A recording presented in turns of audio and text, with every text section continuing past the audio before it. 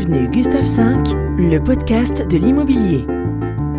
La solvabilité des acheteurs, question centrale de cette rentrée 2023-2024. On en parle, bienvenue, je m'appelle Jean-Christophe Dimino, spécialiste de la transaction immobilière. Pour le réseau Keller Williams France, je suis agent au sein du pôle Luxury. Vous écoutez le dernier épisode du podcast Avenue Gustave V. Jean-Christophe Dimino, Avenue Gustave V. Solvabilité, c'est donc le mot-clé de la rentrée dans l'immobilier, phénomène qui prend de l'ampleur et se renforce avec la crise immobilière qui enfle. C'est toute l'industrie qui tousse, tous les acteurs d'ailleurs et tous les bénéficiaires du secteur de l'immobilier sont concernés, les finances publiques pour commencer, mais les notaires, les banques, les courtiers, les agences immobilières, les consommateurs, les vendeurs, les acquéreurs. Et les changements de comportement vont s'opérer, comme je l'annonçais dans de précédents épisodes, la fin de l'euphorie en juin 2022 déjà, ou encore où sont passés les acquéreurs en juillet 2023. Cette fois, on y est. Il faut dire que je suis aux avant-postes, bon c'est mon métier, je suis acteur du marché et pas commentateur de l'actualité immobilière.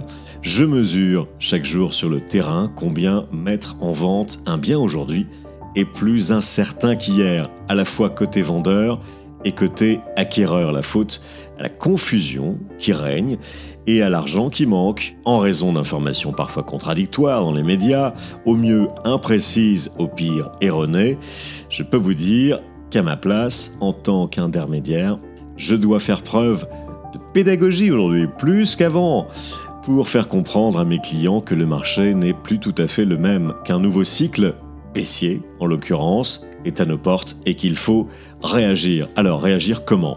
Avenue Gustave V. C'est toute la question. D'abord, en corrigeant les prix.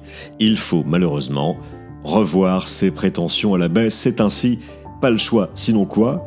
Eh bien, sinon l'appartement ou la maison devenu hors de portée pour la plupart des acquéreurs, ce bien va stagner sur le marché pendant des mois, va s'abîmer, générant pas ou peu de demandes et encore moins d'offres à la hauteur des espérances du vendeur. Dans son best-seller Millionaire Real Estate, le cofondateur de Keller Williams, Gary Keller, écrit quelque chose comme ça, je résume. Dans un marché en crise, l'offre et la demande se rééquilibrent toujours en faveur de l'acquéreur. Tout tourne autour de sa perception du prix et d'une équation simple. Combien d'acquéreurs peuvent se permettre d'acheter mon bien au prix demandé ? La question de la solvabilité se pose plus que jamais alors que l'inflation se maintient à des niveaux élevés et que le pouvoir d'achat se dégrade progressivement dans un marché en crise. Les taux d'intérêt remontent. Nous allons sans doute passer la barre des 5% à la fin de l'année. Et ce n'est qu'un début. Je vous renvoie encore une fois à mes précédentes tribunes dans ce podcast Avenue Gustave V, auto-promo, super. On a beau rester positif, il ne faut pas se voiler la face pour autant, ne pas dramatiser non plus. La correction du marché à laquelle nous assistons n'est pas non plus une chute vertigineuse, mais un ralentissement net.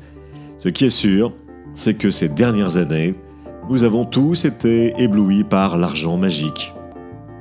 Le crédit presque gratuit, et par la spéculation d'une bulle immobilière qui est en train d'éclater. On avait un peu perdu la raison, fixant parfois des prix à des niveaux qui nous bluffaient nous-mêmes, professionnels du secteur. Ce temps-là est révolu, d'où le recours à des critères plus objectifs pour évaluer le prix raisonnable d'un bien. Une estimation comparative et concurrentielle va s'imposer dans les usages désormais. Sachez, si vous êtes acquéreur, que de plus en plus, vous allez devoir fournir avant toute visite une attestation de financement de moins de 2 mois. Ainsi, vous saurez précisément quel est votre budget et les vendeurs saisiront peut-être mieux quel est le panier moyen disponible pour leur type de bien.